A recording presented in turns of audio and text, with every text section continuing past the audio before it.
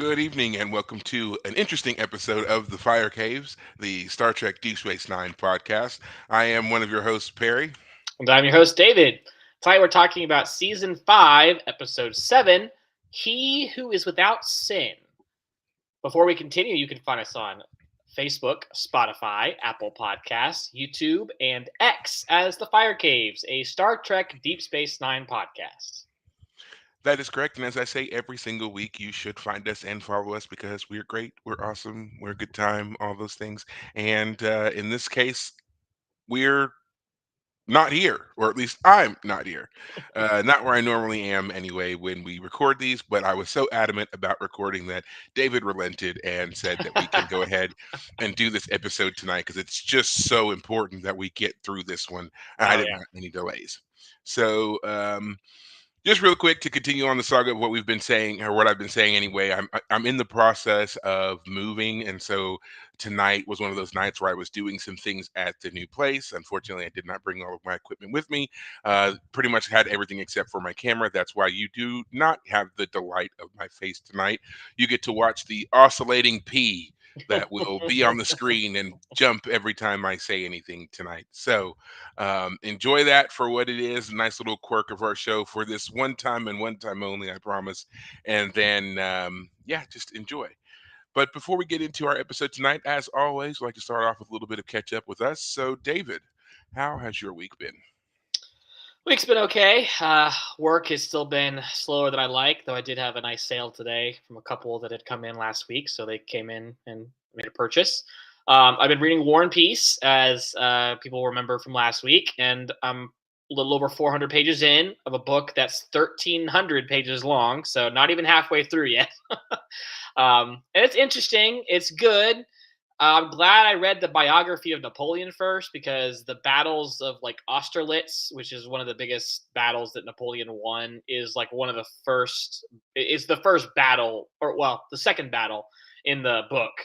So it's really important to the plot, and so knowing some of what's happening or happened in real life is interesting because it informs the fiction of the story. However, it's so sprawling. There's so many characters that there's so much to keep up with. It's not. I'm not enjoying it like I know that I'll enjoy the Count of Monte Cristo, because the Count of Monte Cristo, you have one main character who's on a redemption plot, and not a redemption on like a personal level, like moral redemption, but like gain. It's a revenge tale, etc. War and Peace is like it's about war is not as good. Young men want to go off to war because they think war is to be great. They're gonna get glory and cover themselves in riches and fame, but how that's really not true. And so there's nothing in the book that's happened so far where I'm like, oh man, that's really insightful. It's interesting. It's not bad. Um, but when I'm done with it, I'll be done with it. It's not gonna be a book that's gonna, so far at least, is not gonna stick in my mind as like, oh man, that's like the best book I ever read. It's fine, it's great, but anyway, Well, so just that's keep what I've in been doing. mind.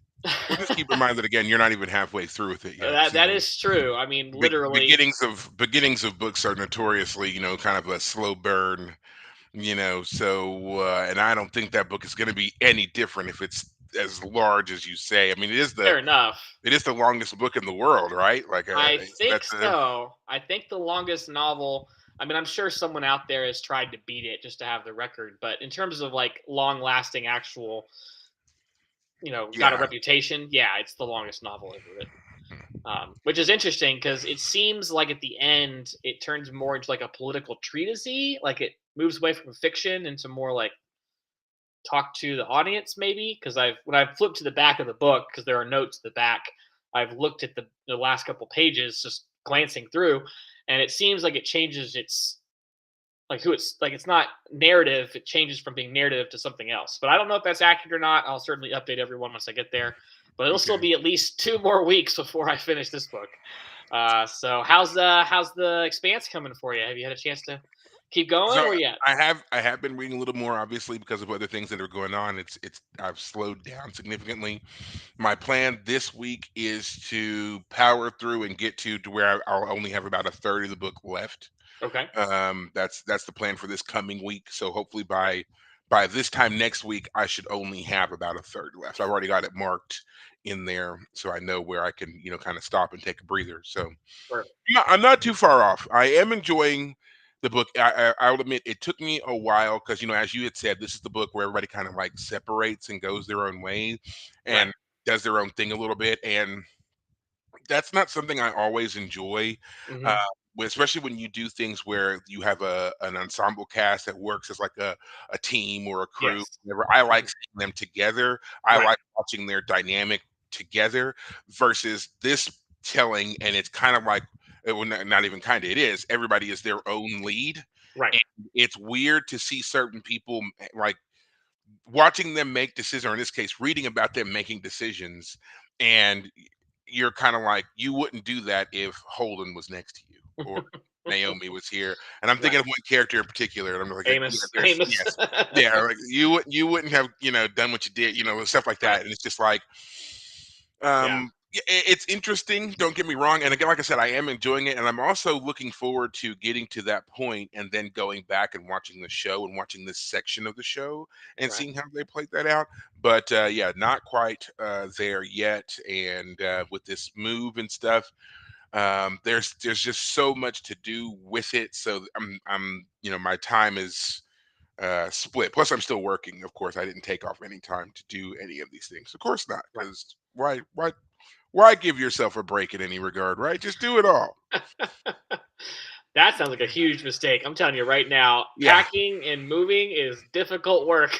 it's not just, I mean, there's so much, because there's so many things that, like, I'm realizing that I want to do. And yes, I could say, let's put this off until later, until the movie's complete, but I'm also realizing that I'm in kind of a unique spot where I can, if I do my due diligence and knock several things out now while we're still like kind of organizing and laying foundation for how we're going to live and all that other kind of stuff, Mhm. it'll make things better in the long run. Like, for example, I'm really like adamant about having this pepper garden, and so I Oh, have already, I've the backyard needs some work, but I've already like marked off the area where I want it to be, and I've already done some preliminary measurements, and I'm like, okay, here are some things that I need and whatever else. And so I'm like, since I'm already moving, I'm like, you might as well move that stuff there too, right. instead of waiting.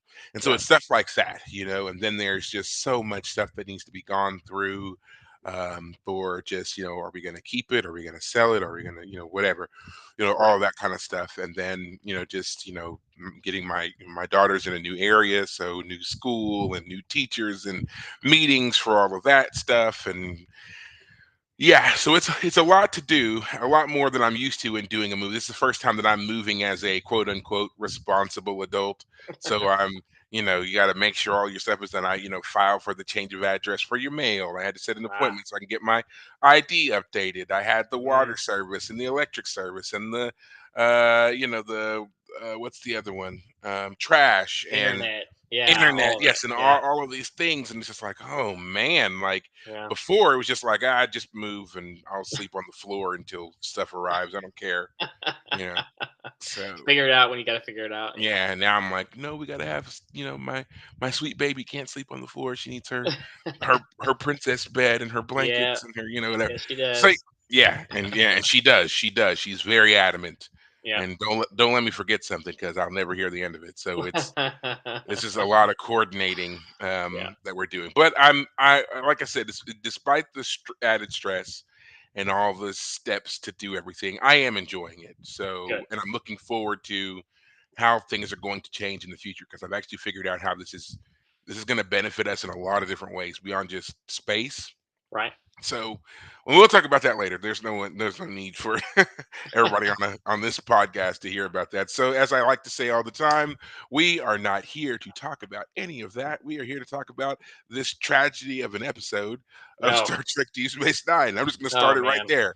This was a terrible episode, and if Yes, you it think it's a is. good episode, I'm getting ready to rip your favorite episode to shreds, and so is Oh, David. So, if you don't Perry, want to I'm hear it, so you should glad when you and I you were should talking get out before of we here. got on. Before we got on, I was wondering if you were going to be like, "Oh, I like this episode because it's a Jadzia and it's a Worf episode." So I was worried. I was like, And then I was like, oh man, am I gonna be the bad guy? And then you and I were talking. You're like, I hate this episode. And I was like, I hate this episode. So this is good. I'm glad we're in agreement. I hope our audience will either, if they agree with us, we'll be able to agree on the same points, or at the very least, if people do like it, we'll have some fun, going back and forth with Oh, why people we like or are. dislike it. So, So, with do that you being want to said, for recap both it of us, or? I was going to say, do you want to recap it, or do you want me to recap it?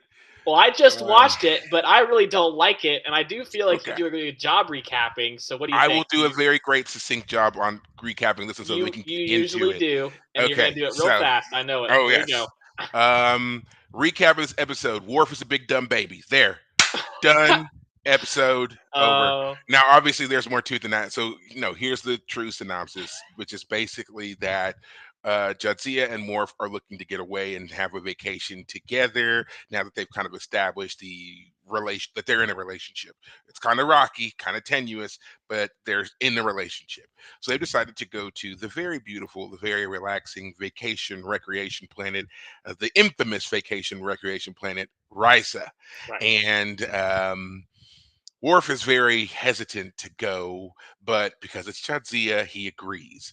They take Bashir and Lita and Quark in tow, and this also greatly upsets Worf, who pretty much just wanted to be alone with Jadzia. Which, by the way, one redeeming qualities of the episode is you get to see Jadzia in a bathing suit. So I understand his desire to be alone with Jadzia. Terry Farrell is amazing. She looks fantastic and she does a great job in this episode. She is lovely. She's probably the best part of this episode, but I mean that's again, there's so much that's bad. But anyway, they make it to Riza. She wants to, have him enjoy himself, relax a little bit. Worf is being the colossal Klingon stick in the mud. That he's being more Worf than normal. Like if that's even possible, he's just being more of an ass. And you I'm gonna just, stop you right there. I'm on Worf's side in this episode, buddy. uh, I thought okay, you and I were gonna I'm not. agree. I'm Okay, not. we I'm are gonna absolutely not. argue, and that's Okay, fine. so That's great. anyway, Let's go for it. so yes, we are going to argue. So I'm not on Worf's side at all in this episode, and I will explain why. And obviously, we will debate this. But anyway, so Worf's being a stick in the mud. Jazia's trying to enjoy herself. Bashir and Lita are off doing everyone apparently, and Quark is Seriously, trying to. So eventually they run into this group called the Essentialists. They're this group of radical, seeming not all of them are human. There's a Bolian in their group that right, I saw, and they believe that the Federation has gone soft. That the people of the Federation have gone soft. In particular, humans. That humans believe that they believe that they deserve a life of luxury and ease, but there are real threats and real dangers lurking out there. And if they don't, shape up real soon, they're going to find themselves cannon fodder and slaves to the Klingons, the Borg, the Dominion. They name a bunch of groups. So they basically are like wanting to shut down Risa and get people back to, these what they call the essentials of living so that they can be, better prepared for these threats that are coming. right. At first, Worf kind of is on the fence as to whether or not he, is into them or not. But then after catching Jadzia doing some ghost esque clay modeling with one of the attractive female liaison people from Risa, whose name is Arandis, which is a great name, by the way. Um, After catching her with Arandis, he kind of just that pushes him over. That's his tipping point.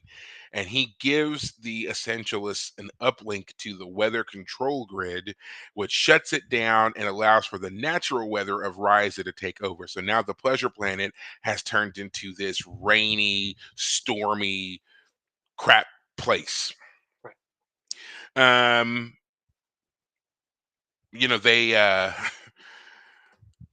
they they give a couple more great speeches. Worf says his piece to Jadzia a couple of times. It almost seems like their relationship is going to end, but then Jadzia comes to him and is like, "Hey, like you're this paragon of Klingon courage and honor and integrity or whatever else, but when it comes to the actual Klingonness of enjoying life, you don't do any of it. So like, what's your deal?" And that's when Worf finally kind of breaks down and he tells her the story about growing up as He a doesn't break orphan down. Klingon. You know, How he breaks down for Worf, I should say. It's not he doesn't get down on he his. is vulnerable. He Yes, shows he his opens vulnerable his sides. Yeah. multi-chambered heart and tells Yes. her the Yes. story of being a young Klingon growing up in a human colony, and how when he was 13 playing soccer, he accidentally killed somebody. And ever since then, he's realized he's a big, strong Klingon, and everybody else is a pale, fragile human, and he's got to be super careful, or else somebody he loves could get hurt. Right. So they kind of make amends. She's like, hey, you gotta, let some of that go. Basically, does he let anything go? Maybe a little. I don't know. But then the ground starts to shake because of the uplink that he gave to the Essentialists. They've now used to further hijack and corrupt the control system, Right. and now they're causing earthquakes. So Right. they go back to the Essentialist group, demand they turn over the uplink. The guy eventually does, but then he tries to get Worf to stay. Worf Right. is like, nah, I'm not a part of this anymore. I don't care. The Right. guy grabs him, demands that he stays, and then he commits a damn near fatal mistake by slapping Worf across the face. And Worf, straight up one arm, picks this man up and holds him over his head and then tosses him across the room, clearly demonstrating why Worf does need to practice some restraint. Because if he can Right. do that with one arm, pick up this middle-aged man and hurl him that effortlessly across the, and I mean, we saw him hit the wall first, then fall to the table, and then go. So that means he had to fully pick him up several inches, probably a couple of feet, to Right. throw him Right. like that. Right. Yeah, Worf's terrifyingly strong. Like, you don't think about it, but in that moment, you should. Yeah. And then Worf and Jadzia leave, and then they decide to go skinny dipping before their shuttle takes off and takes them back to the station. And that is essentially the end of the episode. Right. Yes, there are other things we're going to discuss, but that is it. That is the synopsis. Gotcha. Gotcha. Yep. That's right. So you think Worf is a stick in the mud? Is that Yes, accurate? Okay. yes. So why don't you go into some detail there and tell us your opinion, and then I'll give you mine because I am definitely on Worf's Okay. side and how this All episode right. goes. Not all the So way; he does yeah, overstep his yeah. bounds, but yeah. So this is not to say that Jadzia is totally innocent. However, again, I'm saying that this is an episode that makes Worf look bad, and I don't like it because Worf is one of my favorite characters. He has been since I first saw that big burly Klingon on the Enterprise. Yes. he has been, but this is the kind of stuff that makes me upset with the character because he is supposed to be this very honor driven, you know, paragon character, but Right. then he lets stupid things upset him and sway him, and he does these childish things, and that's what I don't like. Mm. So when they like from the whole episode is basically Worf being upset with Jadzia being Jadzia. He doesn't want her telling about their travel plans to Captain Cisco and Odo. He wants it Right. kept private. He doesn't want Lita and Bashir to go because he wants everything to be quiet. He doesn't want or to be between them and between him and Jadzia. He doesn't want Quark to go, which I kind of understand because Quark can be a bit annoying. I get that, but Right. but then he's rude on the shuttle. Tell the Ferengi to go back to his quarters. He won't let the guy even come out of the quarters on the runabout. He's being incredibly rude to him. I understand not liking him, but you could at least call him by his name instead of tell the Right. Ferengi to leave. Like that, I don't like that. Then he gets to the planet. He meets her friend Arandis. He's very short with her. Um, for no reason. There's no reason for it. He's just so in his feelings, and I'm just like, I can't wait to defend cut, Worf when it's my cut it turn. out. Go. Yeah. Well, and I mean, he knows that Jadzia had past lives. He knows that those past lives, again, they lived. They were people. They would have had connections. The possibility of running into some of those past connections um it's possible. It's a thing. So Right. him getting so upset that she runs into an ex, whatever they are, ex lover, ex friend, ex comrade, whatever. It shows that he doesn't. Maybe he doesn't fully accept her cultural difference, and also that he doesn't trust her enough. And it's one thing to be, jealous, it's another to be irrational. And Worf tips that scale when he finally gives in to the essentialists and gives them an uplink, which doesn't just ruin his and Jadzia's vacation. He ruins the vacations for of hundreds of everyone. thousands of people Yeah, because he's too small and in his feelings. And that's why I don't like this yeah, episode. yeah. I don't like Go ahead. that part either. I feel like the so let me put it this way. I am more on Worf's side in that description of events and how things go, but I also agree with you that this episode doesn't do any Worf any favors. I feel like this episode in trying to because the episode is on Jadzia's side. The episode wants us to have this fun-loving adventure, vacation, free love approach, and Worf is not like that. And so instead of the episode following Worf and him either like coming to terms with it. I mean, that's what the episode does. He comes to terms with it by the end, but he goes about it by joining the radical extremists who, if they can't convince you, they're going to threaten violence. That's what they do. They literally threaten violence at one point. They come running into some rooms, start tearing things apart, and they have guns and they threaten violence. But it turns out that the guns don't actually have any charge. We weren't going to actually hurt anybody. Bunch of jerks.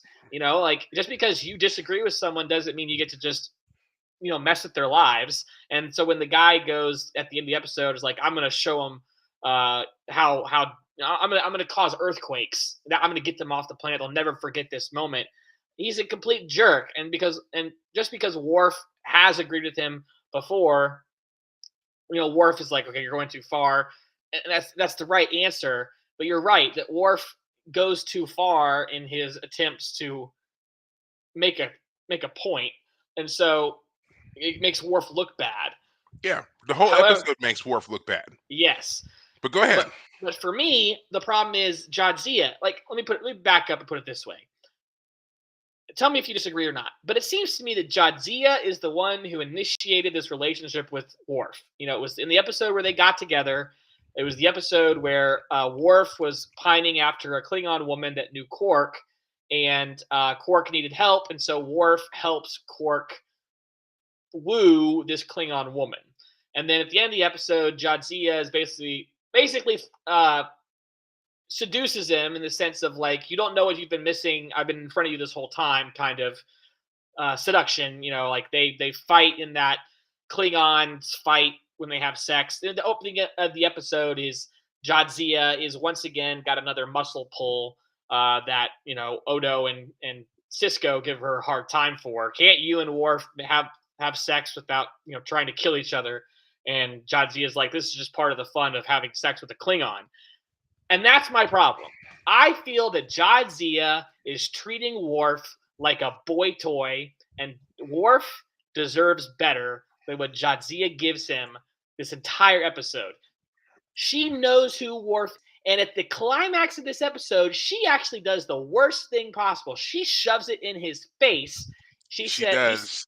she I've been says, around more Klingons than you. Yeah. that's exactly right. And that for me is unforgivable in a relationship. You I have to don't admit, use when she said that, I was like, okay, that was too far. that That that was below the and for belt right me, there. that is the climax of the episode for her. She never once in this entire episode, ever, not a single damn time, ever says to Worf, I understand you. I understand your concerns. I want you to trust me in the sense that I will make room for your requests.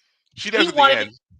She does towards well, the end of their argument. She says that she basically is saying you need to trust me, and right. I can also be a bit more Yes, by the restrained. end of the episode, they have Yeah. reconciled a bit. But for me, the entire episode, she does this. He wanted to go to Earth. What does she do? She wants to go to Ryza. And so she basically forces him to go to Ryza they've already agreed to go to Ryza when she's been announcing it to everybody. But by that point, he doesn't have a chance to pull out anymore. He can't say, I really don't want to go to Ryza. I really do want to go somewhere else. At that point, she's announced it to everybody, and he's Okay. feeling awkward about it. And she never once says, you know what? If you don't feel comfortable going there, then let's do something else. Worf, the entire episode, is made to feel uncomfortable by Jadzia's actions. She never apologizes for it. Even at the end, she doesn't really apologize. And then the moment of vulnerability that comes from him is beautiful. It makes sense. It makes sense for his character. It makes sense for him as a Klingon. It's poignant. And I don't feel Jadzia deserved that from Worf. She did not deserve that moment of vulnerability because she hadn't done it for him. And even though he's the one who did wrong with the whole essentialist nonsense, I was more mad at Jadzia than ever before. I even said out loud watching this episode to myself, like, just to the character, like, F you, Jadzia. The way you're responding to Worf, he is trying to tell you his feelings. He wants to sit down and have a conversation, and you keep berating him. I just want to have fun. I just want to have fun. Oh, this is my ex, and you should trust me. Excuse me. If you've been around for as long as you apparently have, and you've been a man, you also know that men treat loyalty very, very importantly. It's not All right. just Klingons who do that. And for you to then throw it back at him, hey, I'm just having dinner with an ex. Excuse me? I wouldn't want my partner to have dinner with an ex. So yeah, I'm with Worf. Like, what are you doing?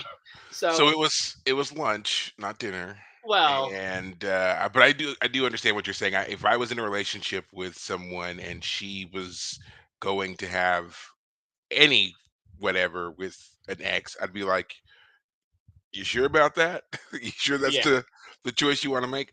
right, But at the same time, to defend Jadzia a bit more here, Jadzia is over 300 years old, or true, Dax true. is over 300 years old.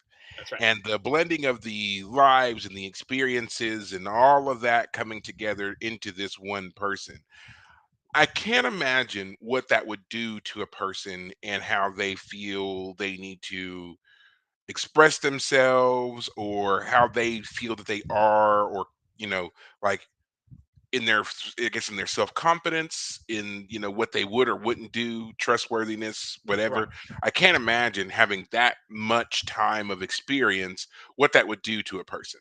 right, So in this situation, Worf is very much a child in comparison to Jadzia, and to the combined experiences of Dax. right, And while I do agree that Jadzia should have, shown a little bit more deference to Worf and his feelings and what was going on, I also feel like Worf was blatantly ignoring the fact that they were not the same.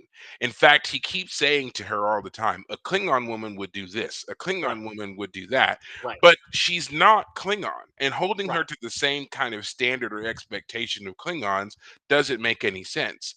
And I have an she objection to that, but keep going, keep going, keep going. now Jadzia has done a lot to kind of in certain aspects adopt a very Klingon mindset and attitude, but That's my point. she's But keep going. also demonstrated plenty of times before how she is not. Right, She's not all about the warrior lifestyle and that culture and stuff. She is just as much into playing pranks and jokes and going to the Habitian baths. And when Worf first meets Jadzia, she's playing Maid Marian, I think, in the holosuites with Kira.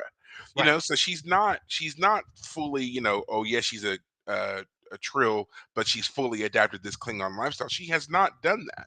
right, Now, as we've seen, there have been times where she has leaned into being more Klingon, like when she went off with Kor, Kang, and Koloth to kill the albino, right, but that still mhm, does not mean that she is, Klingon. right, So all I'm saying is that, again, yes, she should show some deference, but he should also remark that, or remember that, no matter how much she partakes in certain rituals and ceremonies, right, she is still essentially not Klingon, and right. holding her to that standard doesn't totally make sense. So my counterpoint to that is that if Jadzia came to Worf, especially in the moment where they first were together, however you want to put that language, but the first time they ever made love is because she had been she used Klingon. She had a batleth. Like, it was as Klingon as it could have gotten the first time they were together. And so it's true that she's not a Klingon. But in that moment, she was expressing, "I understand you as a Klingon." And so for me, the problem is again, as I feel like Jadzia is the one who initiated this relationship. And so Okay. any time that she's like, "Well, I don't understand," when he's trying to explain himself, it's like, "Well, you're the first person who made a move." I He think I see where you're going. Go ahead. Right. So I fully agree with you that yes, Worf is not. I'll say it this way. Right now, I don't find them a compelling couple. They don't understand each other. She's the fun loving. She enjoys Klingons because that's who she was in the past, and she's skilled. But does she really love Worf? Does she really like Worf the man, or is he just a Klingon? Again, is he just a Klingon boy toy? Is he more than that? And then for him to her, okay, she might have come on to you in a Klingon style, but she is different. And at some point, like if you're so upset because she's not responding to you the way you want, are you going to have the balls and just say, "I'm going to have to stop this relationship"? Even though in Klingon culture we might have been married, clearly our relationship is not that. And you don't seem to want to go down that path with me, which is where I want to go. And so I need to go ahead and just say, "I'm done." So I'm just frustrated with both of them because I feel like Yeah. they're they're S- not gelling at all yet. Well, And if because they ever do, then they need to really work on it because they are far away see, from that see, yet. I think they make a compelling couple because I feel like she is a great way to get Worf to embrace that side of himself that he has so restrained for so long. Right, She, as a person who does understand Klingon culture, she right, can come to him and initiate certain things with him to get him to open up a right, bit. right, And so yeah, she came to him, she did initiate their relationship, and she pursued him, and he even says, how do you want to proceed, because you were the aggressor, you started this, not me. That's right, what he says in that episode, looking for Parmak in all the wrong places. At right, the end, in the infirmary, he says, you were the aggressor, you started this, how do you want to proceed? right, um I think that she can certainly do a better job of trying to get him to get into the spirit of things and right, being a bit more relaxed and exuberant, because it's okay to enjoy things. He right, is far too restrained, and this if this episode does anything, it does highlight just how much of an outlier Worf is right, to certain things like parties and events and vacations and whatever else, and that's not something that we should really be um, surprised by, because if right. you remember on the Next Generation, I mean, how often did we see Worf in the holodeck doing anything other than Training. fighting monsters and training and stuff like that? Right, The few times that he did go, it was to either rescue someone or because his son dragged him in there, and right. he reluctantly did that. That kind of recreation is not on his radar at all. True. um but again, at the same time, Jadzia is a exceedingly complicated person. Even Quark and Bashir were like, "Yeah, this is," because they were on Worf's side too. They were like, "Yeah, if I'd walked in and seen you with the past lever, I wouldn't have handled it well either." Right, But they're like, "But yeah, you're complicated. You do all these weird things, and you're so outlandish half the time, and it can be fun from afar, but up close, right, not so much." right, And kind of reminding her that yeah, you are different. You again, I'm going back to the many lives of Dax, influencing her to have these kind of eccentricities that other people who only live one life mhm, don't right, have. right, So it's not altogether a bad thing, but I still think that Worf, instead of taking the time to explain himself to her earlier, way earlier than what he did, he allowed himself to get deep in his feelings, mhm. and he allowed his feelings to help him make a bad decision. I don't think that everything that he does, all the bad things he does in this episode, are to me uncharacteristic of the Worf that we've gotten to know since Next Generation. You know, Yeah, I again, I'll say it. The whole Worf joining with the what are they called again? The minimalists? Is that what they are? the essentialists. Essentialists. Yeah, like so. Part of me fully understands the essentialist argument. You guys are soft and weak, and you aren't prepared for the hard things in life, including the fact that we might all be invaded by enemies who will treat this place like they'll trash it, and you're all going to be dead. Fair argument. And Worf is Yeah, someone who directly responds to that argument. He's someone who trains for fighting. he does. However, the whole problem with that argument is I don't expect like an airline stewardess. I don't expect someone who runs a poker table. I don't expect certain people to be like trained warriors, if that makes sense. Like the whole point of Yeah. Ryza, while I certainly am of this of yes, I'm certainly the type of Ryza is a place that the hedonism I don't think is a good idea. It's a bad idea, I think, on a See, moral level. But if I I may understand finish, what I no, I understand what you're saying. Go ahead. Go ahead. I'm Yeah. just saying my whole point is that you have to let those people be. Like, Yeah. you're not gonna force people to change their mind by abusing them, berating them, and committing criminal acts against them. It's Yeah. going to do the exact opposite. And so Worf is a complete nut job. He Yeah. does lose his sanity for a bit. I do think he's doing it for the right reasons, but as we've heard many times, the road to hell is paved with good intentions. So Yeah. don't that's not an excuse. But I also will push back a little bit. While Worf he does fail to have a conversation with Jadzia about his feelings. He does say multiple times, "I want to have a private conversation." He Now does. he He doesn't do a does good say that. job of following through when Jadzia gives him pushback. He's like, "You go to bed. I'll come in later."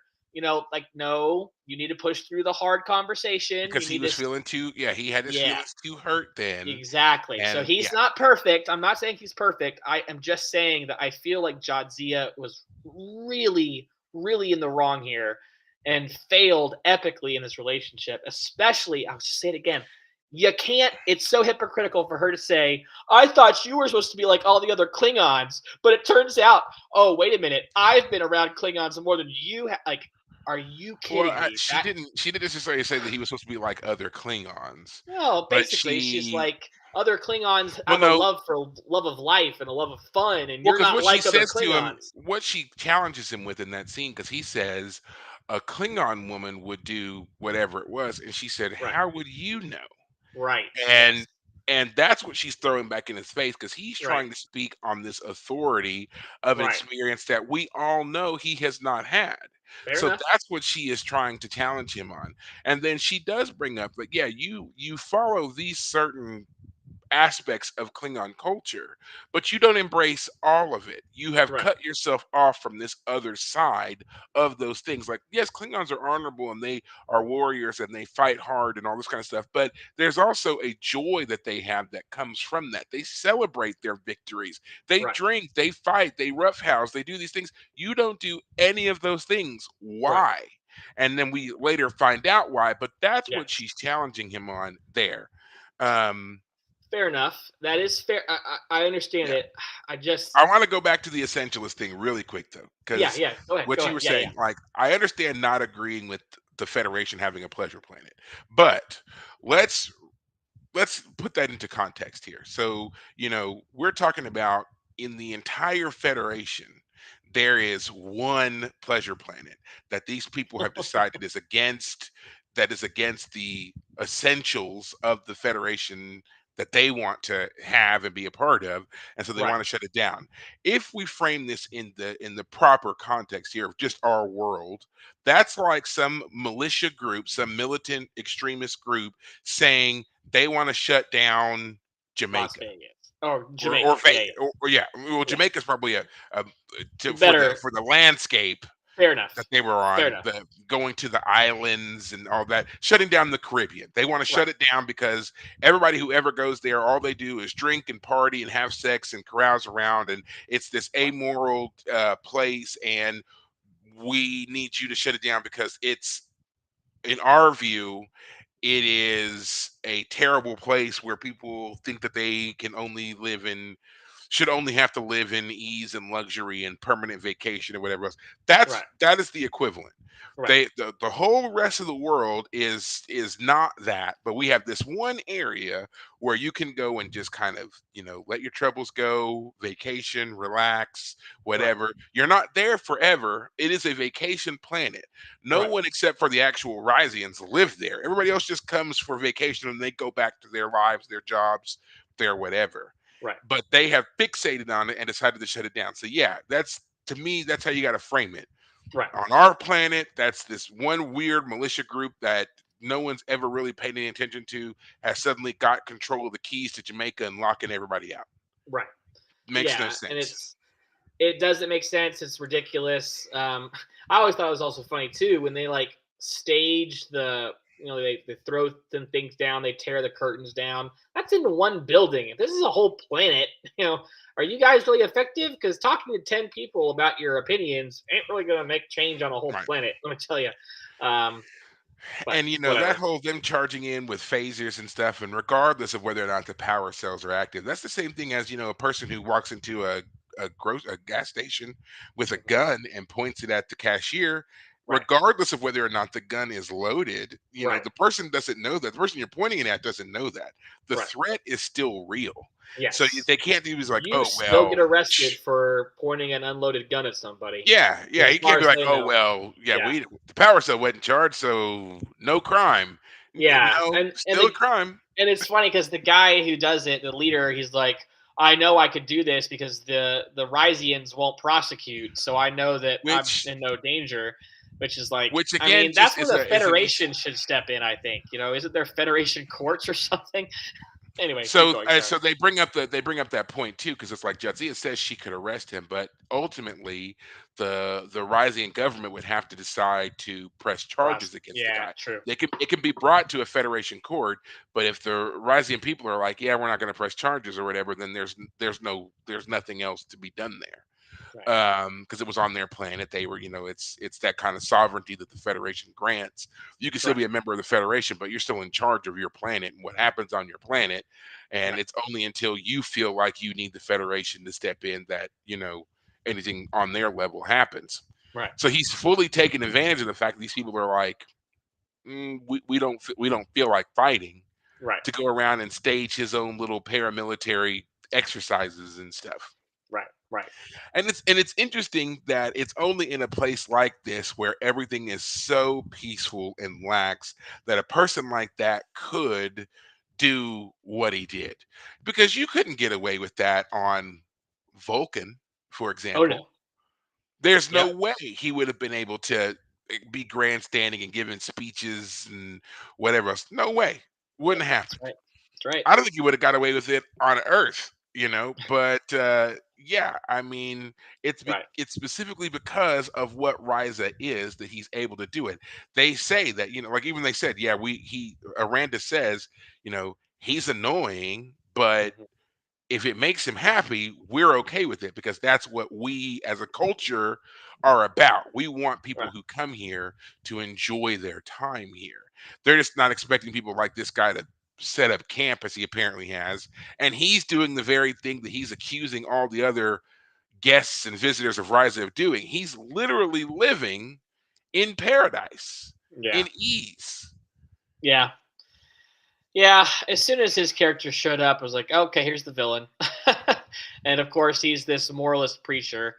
Because that's part of the reason why I didn't like it. Because I mean, I take my religious beliefs seriously, and so he comes off in that way. But he's such a parody of what, like, to be very clear. I should back up. There are definitely people like him. Don't get me Oh wrong. yeah, There there's a are a lot. There's a hundred lot. percent of Absolutely. people who their whole job in life they think is to go around just berating people for their lives and it just make everyone else's life a hell. It's like, oh, you shouldn't do that. I'm gonna harangue you until you're Yeah. so pissed off.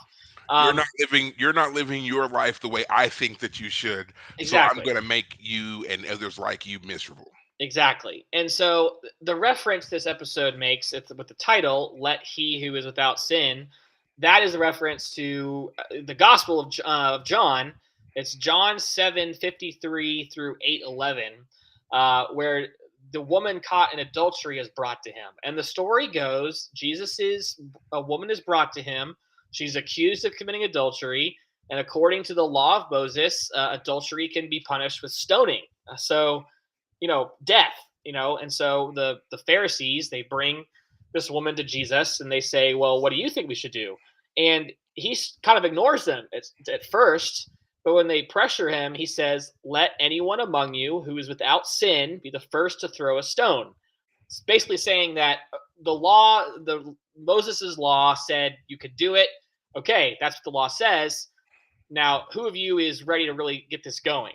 Who of you is without sin? And the point at the end of the parable or of the story is that after everyone leaves because they realize, they all start leaving after he says that. She is still there all by herself, and he says to her, "Oh, what happened to everybody?"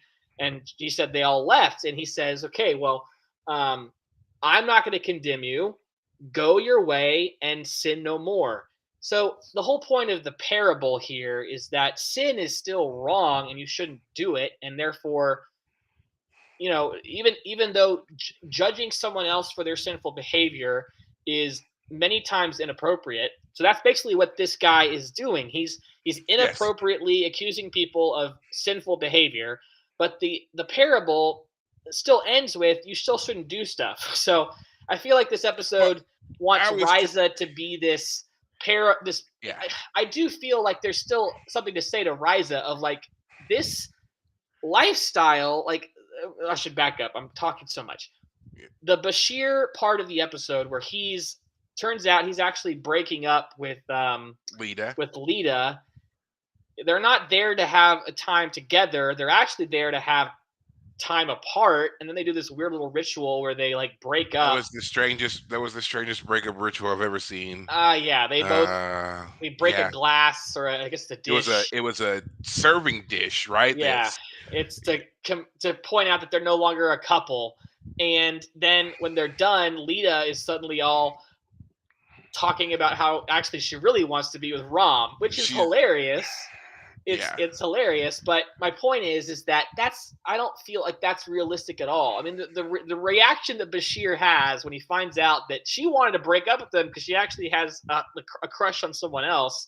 It's not that they just grew apart.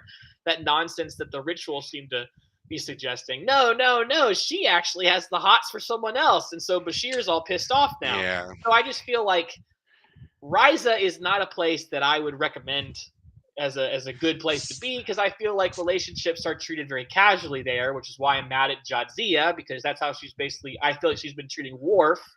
Worf wants to be serious. She wants to be casual. So I'm like, this whole episode just grinds my gears. So now I'm gonna defend Ryza a bit Okay, because go for it. the planet Ryza it's primarily billed as a vacation planet. This is the place to come Fair enough. and in a real environment, not on the holodeck or whatever, in a real environment to engage in whatever your passions are. We see people. Yeah, I mean, obviously, there's a whole lot of amorous whatever's going on, interspecies, so forth and so on. But we also see there's a lot of other things that are going on too. There's the hiking and the picnics and the being down by the beach and surfing Hoverball. and hoverball and game playing and clay modeling and sculpting and whatever else. It just seems to be a planet that's geared around whatever kind of activity that you want to do that you couldn't do wherever you were before, Right, you can do here freely at your own right, pace in your own right, time. And right, then when you got to go back, you got to go back. right, No big deal. No right, fuss, no muss. right, So while they're obviously they put a very heavy emphasis on the fact that sex is a part of being on Ryza, it right, is not the only part of being on Ryza. So right, I'm not gonna necessarily say that Ryza is something that shouldn't exist, but for people who are traveling in starships and however far removed they are from their homes and they're breathing recycled air and all this right, stuff, to know that there's a planet you can go to and just hang out right, and read or whatever. And Ryza has a very storied history in Trek. It's been featured many, many times, right, and different aspects of it, of course. right. but yes, like for example, in the show Enterprise, when that crew finally goes to um Riza, the crew, they all do different things to enjoy themselves. The captain, he just gets a beachside, you know, hotel room, and Right. he's just there with his dog, just Right. chilling, reading book. I mean, he eventually meets someone and they have dinner a few times, and then yeah, it Right. turns out she's actually a spy, whatever. We're not gonna talk about that. I'm just saying, initially, all he wanted to do was have a nice place where he could relax, look out at the ocean, read a book, have some good food, and chill with his dog.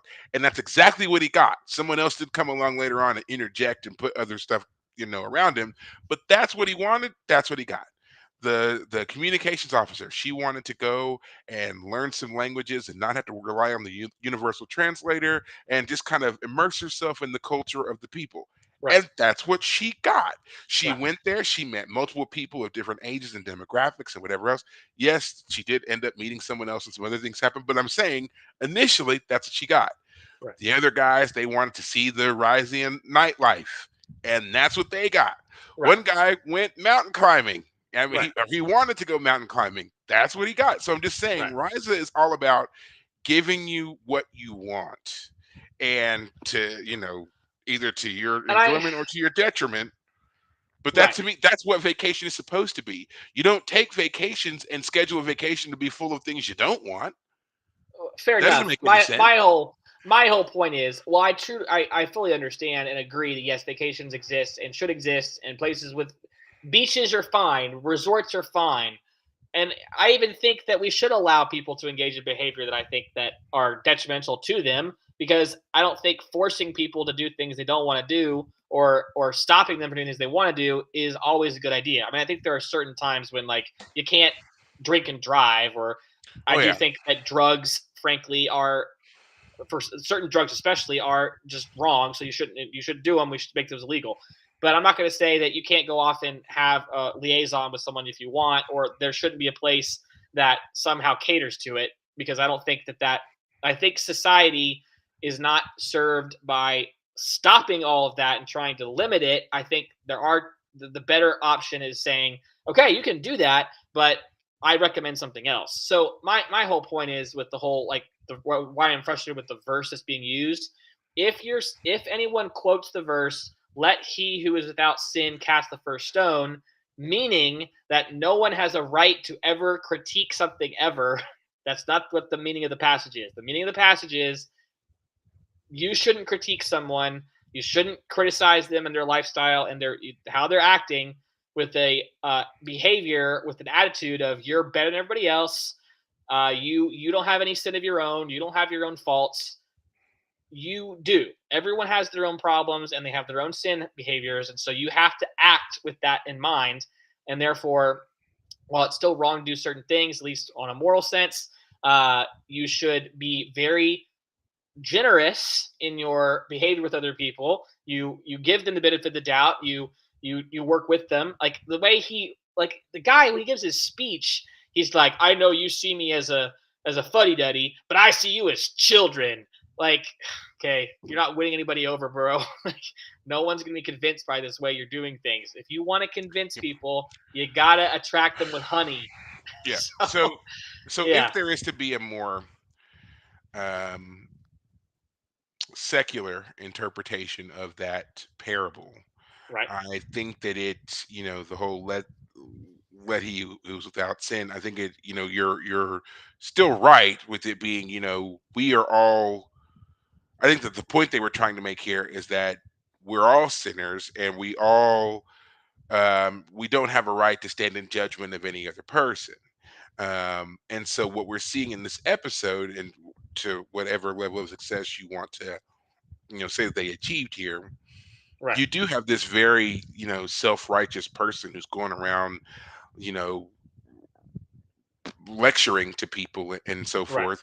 But then we see his sin. He bears it for us with, right, the moment that he sees an opportunity to seize power, he right. does. He And takes it. he is instantly corrupted by it. And he now goes from a little bad weather to now he's ready to shake the planet back down to its, foundation. He's ready Yeah. to level the whole place.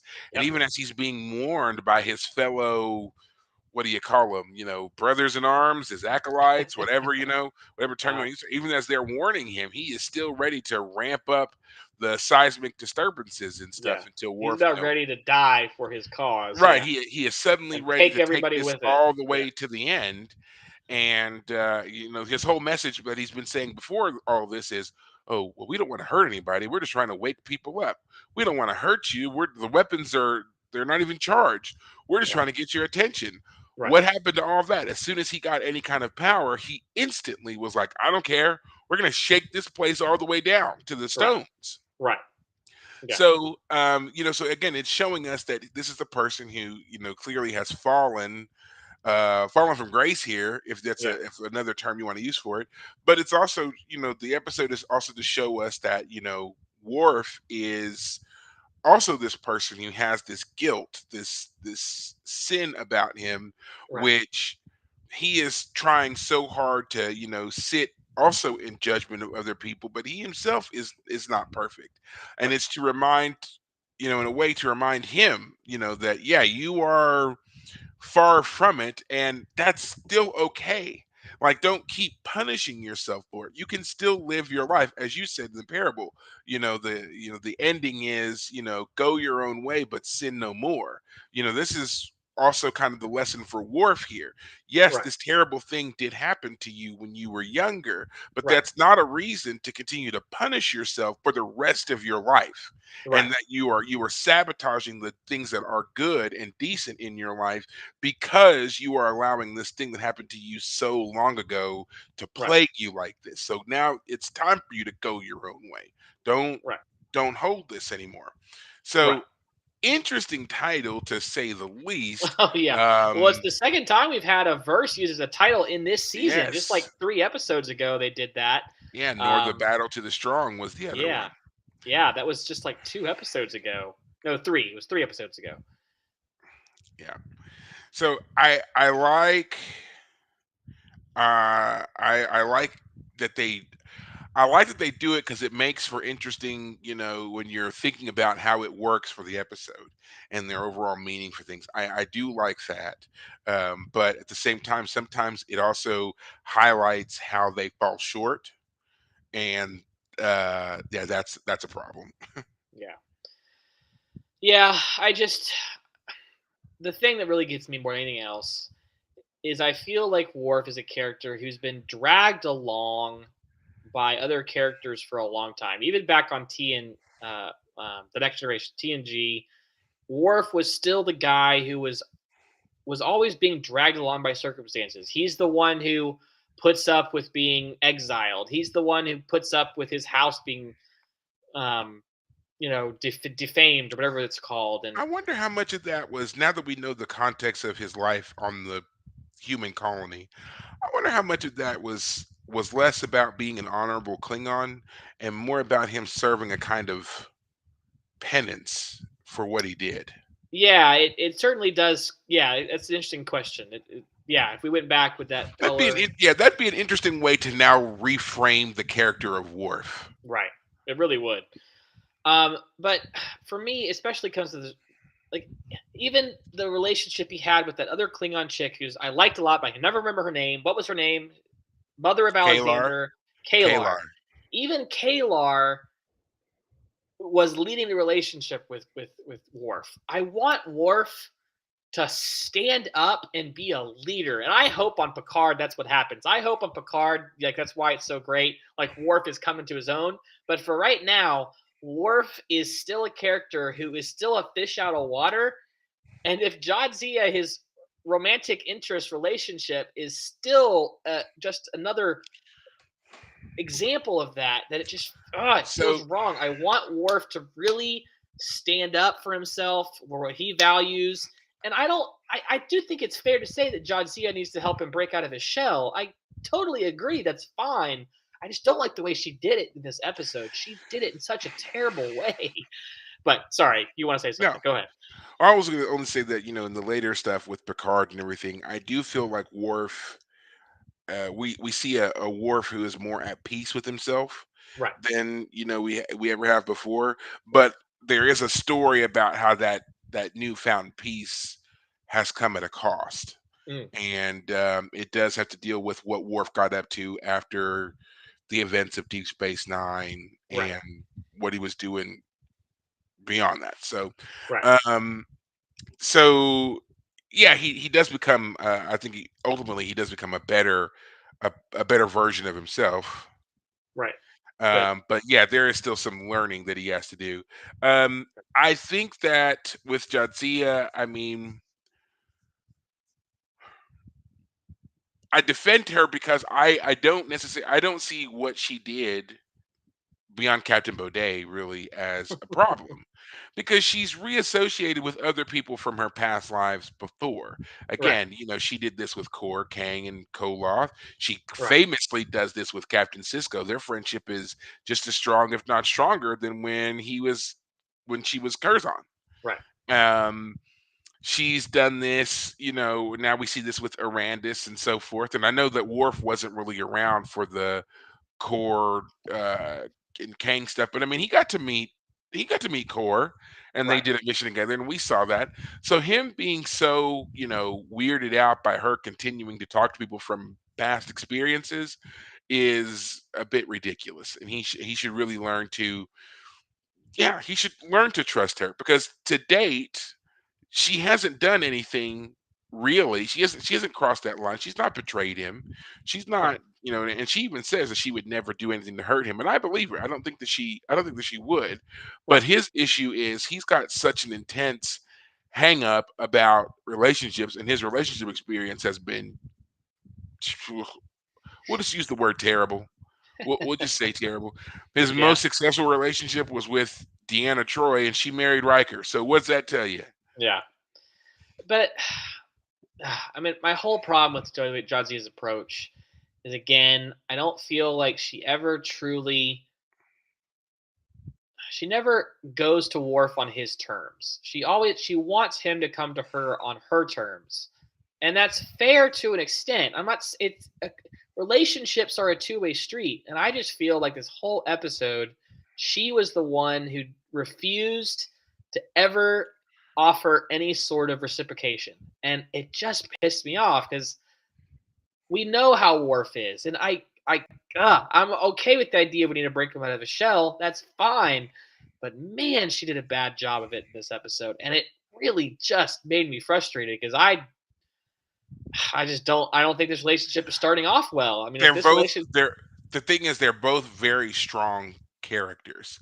And they even right, say, she says, "I will not change for you." And he's like, "I'm yes, not going to change for you." right, And so you almost feel like in that moment right there, that's probably where the relationship should have ended, because right, there are these two very strong people right, who are admitting right in this moment right, their unwillingness to compromise for one another. right, So yeah, that's a problem in any relationship. I mean, you can have people exactly, who are, very confident and whatever else, but every relationship comes with some degree of compromise. Um, true, but but I just I feel like the compromise in this instance did need to be Worf more than Jadzia, because he was trying to well, I control aspects of her life. even so here's my whole point. My whole point is, even if let's make a scale of 1 to 100, even if it is true that 90% of the move toward the other person should be Worf to Dax, the fact that she still has like 10% of that 100 where she needs to move, and the fact that she doesn't at all, or at the very I least see. doesn't happen Okay, until the end, it doesn't happen the till the end. even though he might be the one who has to make more move, which I don't fully agree with, but just as a case of argument, the fact that she never makes an attempt is frustrating to me. I feel Well, very frustrated by that. I Yeah. think that it's because partly she didn't understand really what his true objection was. To use a phrase that I'm sure that you remember that we used to hear all the time, it took her a while, but she had to uncover his true objection. And he didn't remember. We used to hear that all the time at work. You got to find the true objection Yes, all the that. time. Oh man, very So true. he was so restrained, and he wanted everything to be just them, And between that's them and only them. right. And he was deeply protective of that, and she Right. could not figure out why. And it wasn't Right. until he really started to kind of lay some things out for her that she then did get to understand a little Right. bit Right. of why he is the way that he is. And she kind of had to remind him, yeah, you are going to have to trust me, you know. Right. And that's totally fair. I want to be very clear. I'm not saying that Jadzia isn't making some legitimate points or she's not right in some points. My entire argument is that if you want someone to change, the first thing you have to do a lot of times, and I'm not saying this is always true, I'm just saying, oh, well, I think I just contradicted myself. Anyway, one of the things that you really should try and think about is finding a way to show that you are to make a peace offering. If you make a peace offering, I feel like a lot of times you're gonna win over the other person, and I'm just frustrated that Jadzia didn't Yeah, do that. yeah. That Well, and that and Worf then neither did lost his Worf. cool and Yeah, Worf didn't really give her a peace offering either until much later, until they were already at this fever pitch of right, hijacking, weather systems, and right. he's now, having to explain his boyhood trauma, and Like, that was I the mean, if peace if offering Worf is there. so uncomfortable with her even announcing things about the relation to other people, I just feel like at no point does she ever really, even if she rolled her eyes, even if she were to roll her eyes and do it, at least she would have done something. But she never gives Worf, like, if she wants him to trust her, she doesn't. What's the word? I mean, I guess trust isn't quite the right word for the other way things go, but just accommodate Worf. And then, anyway, I've said it a million times. I shouldn't repeat myself anymore. I said It's my fine. piece. Yeah, Okay. yeah, Well, ultimately, um, the reason I don't like this, as I said a little bit before too, the reason I don't like this episode is because it just, to me, it makes Worf seem like he's this belligerent child who, when he doesn't get his way, he shuts down the fun for everybody else. Like that's yeah, just classic. That's just classic, sandbox behavior. If I can't play, then no one's going to play. yeah. That kind of thing. And Right. you know, I don't like seeing him like that because I like Worf being this honorable character.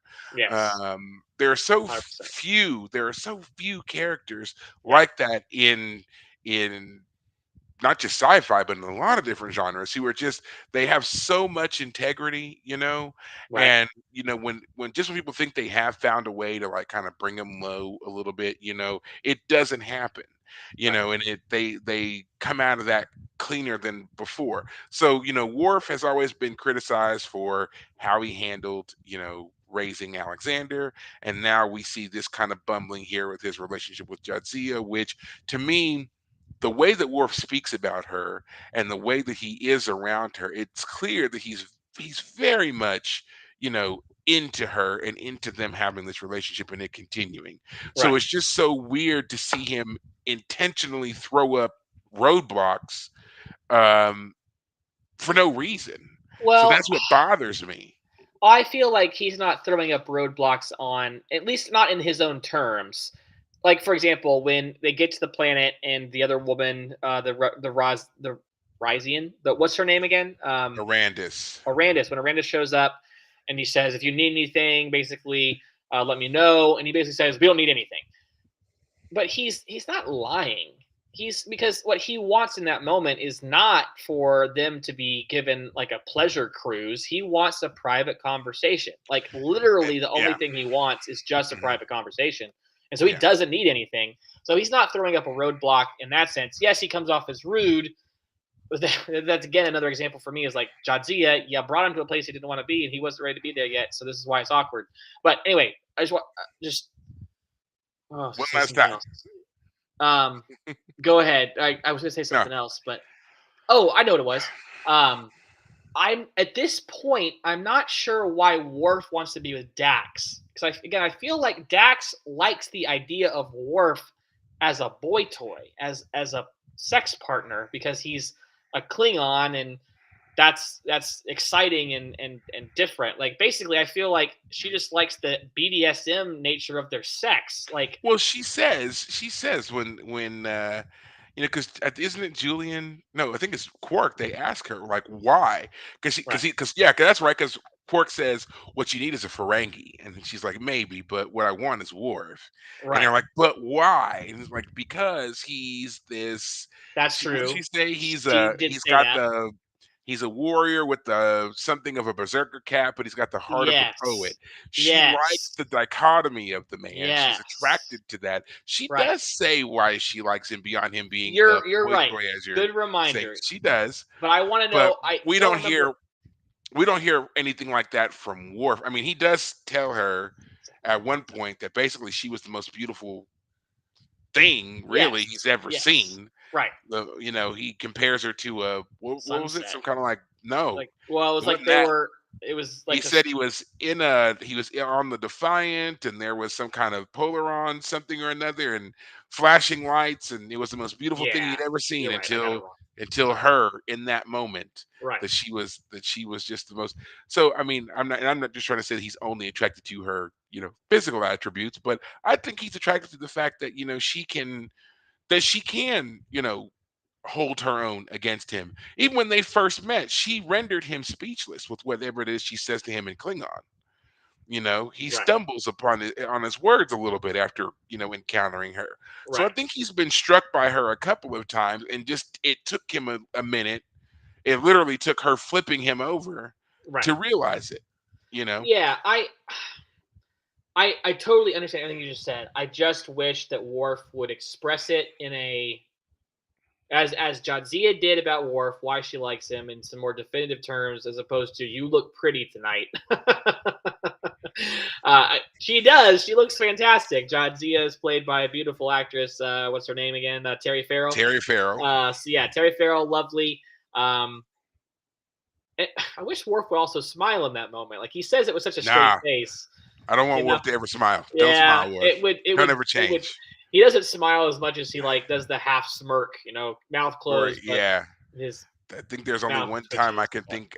There's only one time I can really remember it feel like that Worf smiled, and it was terrifying. Yeah. All those teeth and Yes. that heavy brow and those glaring eyes. Yeah. No, Yeah. yeah, You don't you don't want want to Worf see that. smiling. Yeah, you don't want to see Yeah. that. That's the same look he had when he killed that poor 13-year-old kid for a soccer match. Could you Um, imagine? Like yeah. I thought about that and like trying to picture that scene. And he said he was the biggest, he was the fastest, he was the strongest, most wild child on the Right. entire planet, not just in their colony, on Right. the entire planet. The Yeah. biggest, strongest, most wild feral child playing soccer against. So just to try like trying to equate it. Let's just say everybody on the team is around 12 to 13 years old, and he's the biggest, strongest one running around there. So what? He's 13, but he probably looked like he was what, 20? Hmm. Yep. And he's just out there playing, and he just nailed this kid with those forehead ridges. And yeah, Yeah. of course you He's killed him. probably when they said that he like broke his neck, I was like, no, he didn't. His forehead ridges cracked his skull open. That's what actually happened.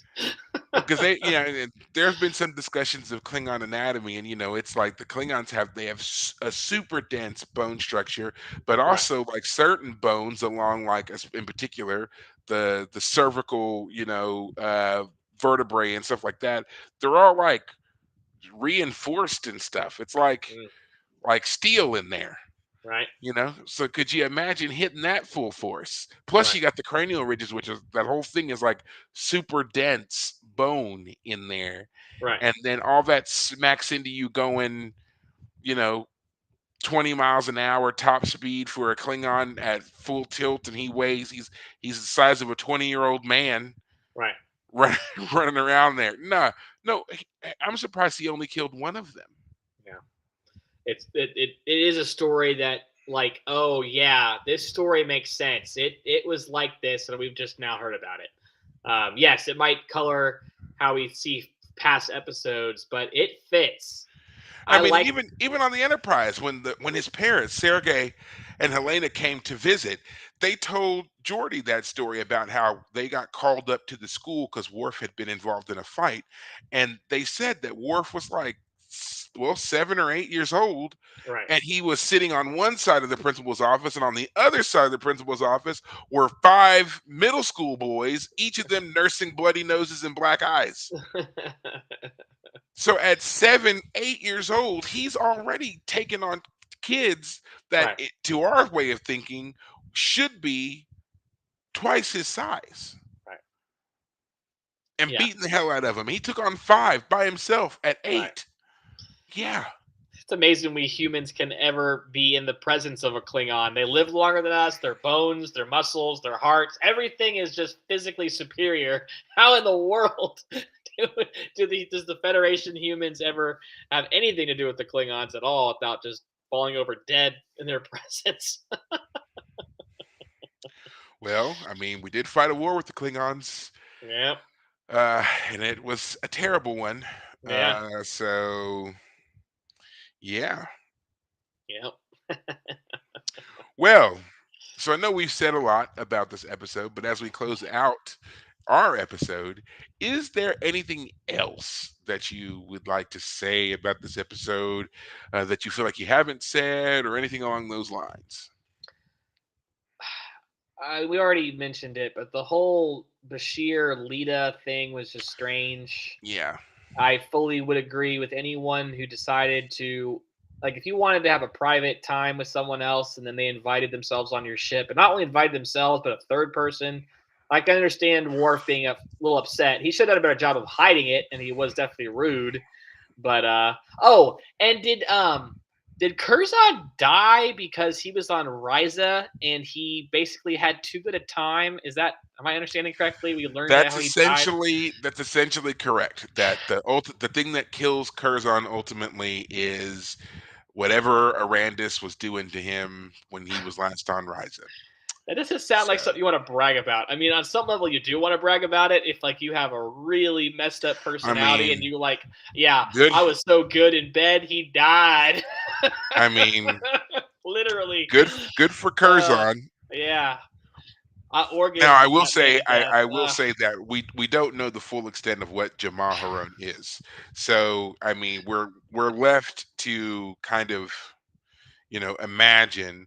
But Yeah. the way that it's been alluded to in other treks as well, it's more than sex. There's more than just sex that's going on with it. So who knows? Maybe all of these things combined together reach the ultimate fever pitch, and poor old 83, 84-year old Curzon just couldn't take it. I think that's how old he was when he died. So yeah. So there you Oh go. man. I have ideas, but like I don't Uh, want to express them. I'm like, yep, mm. I don't know. My own final thoughts about this episode is I enjoyed seeing Cisco and Odo kind of just sitting and talking to each other and having a Yeah. good little moment. It seems like this episode was all about everybody kind of having a little bit of downtime. Yeah. They're talking about the O'Briens naming the baby Sean, We and didn't see the O'Briens at all. We didn't see we did Kira at not see all. the O'Briens or Kira. She's probably taken a bit more of a prolonged break because, in the last episode, we had talked about how she had given birth to her son, the son she has with Dr. Bashir, by the way. Siddig Uh, S- Alexander Siddig. Alexander Siddig, yes. That is their son. I think his name is Jax. Was the name of the son. So, but yeah, Jadzia, so Dax, Jack. Jax.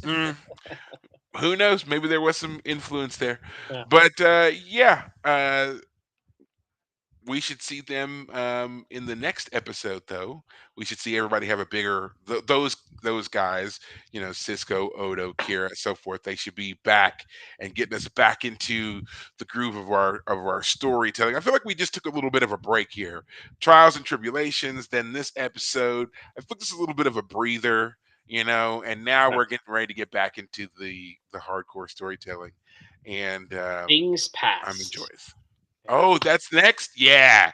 So yeah, that's a great one. That one features Odo, Cisco, and Garrick, if I Yeah. remember correctly. And If I remember apparently it's correctly. directed by LeVar Burton. All So, right. So we got some yeah. alums coming through here for a great episode. I think Gold Dukat is in that one as well. All right. So and Jadzia is in that one as well, I believe. So we got Oh, By the way, this episode we're talking about, "Let He Is Without Sin," was directed by Rene Auberjonois. So, Ah, well, that's why Odo probably wasn't in very much because yeah. it's a lot of makeup to put on to not be in front of the camera. You know. All right. Well, Well, so, guys, I think that'll do it for us tonight. As David said early on in the episode, you can find us and follow us anywhere that you happen to do your social medias. Of course, we are back on X, but I've noticed that the updates for it were coming through kind of slowly. Not sure what's going on with that. Everything seems to be working, and they're just not releasing. So hmm, I will try to figure out what was going on there, and hopefully I can get that back to the normal posting that it should have been doing. Other than that, you can still find all of our stuff on Facebook, of course, with links to all the episodes, both to the podcast and to our YouTube channel for all of our videos. And you can listen to us anywhere you happen to listen to podcasts. I happen to do it on Spotify, so you can join us there, of course. But until next week, guys, take care of yourselves. thanks, guys.